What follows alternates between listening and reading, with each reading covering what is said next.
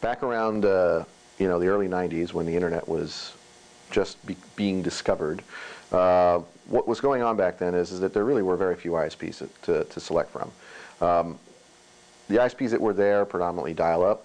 There were occasionally lease lines, but they were pretty rare to find. And frankly, lease lines were a bit of a mystery back then. First of all, I mean, DigiLink was centered around the idea of providing digital internet access rather than modems. Modems are essentially obsolete because with the growing web at the time, multimedia on the web was in its infancy back then.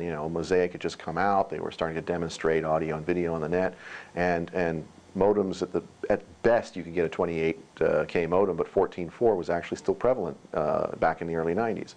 So DigiLink was predicated on the idea of providing digital internet services, no analog at all. ISDN was the fundamental service that DigiLink offered, and back then I actually ordered some services for my home in Lawndale from Verizon, well, what's now known as Verizon. Back then it was GTE, and it caught the attention of upper management at GTE actually, because they were curious as to why somebody in Lawndale would want ISDN to their home. And when I met with them and everything, they realized that what I was doing was digital internet services, and what I was actually doing to my home was actually establishing my own internet connectivity to my main network. And so one thing led to another, and there were no other ISPs at the time providing ISDN type services, and DigiLink was actually the first company in Los Angeles to provide ISDN connectivity.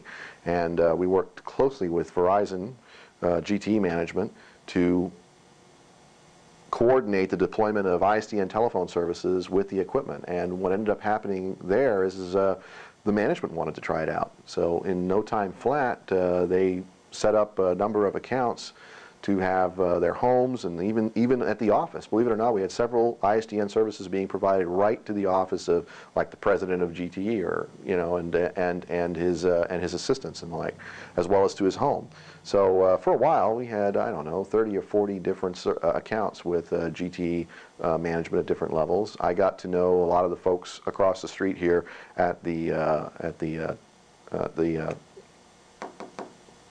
exchange facility, and they have a test lab there. And actually, as part of that test lab, I ended up being involved in a lot of the deployment of ISDN as GTE was rolling it out in those days. The goal for DigiLink was, at the time, to provide a full service. The reason being is that as a consultant, as I was installing services for other companies, what I found was no other ISPs out there were capable of doing anything other than barely answering the phone and barely providing a fundamental dial-up service. Several instances where I installed services, when problems occurred, of course, companies would call me. I'd end up being the intermediary to the ISP that was actually providing service there, and I quickly realized that they didn't know what they were doing. They were just barely able to provide a minimum service.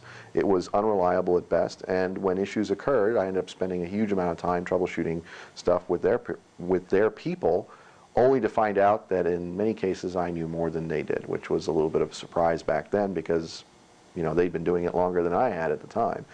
So I decided basically that it would make more sense for me to be providing the internet services for these businesses, because I would then have control over the quality of the service, and I could architect it in a way that would ensure maximum reliability. So that's where DigiLink got started, in a nutshell. I believed, and I still do today, that analog services were essentially obsolete. They didn't have a place in business internet connectivity.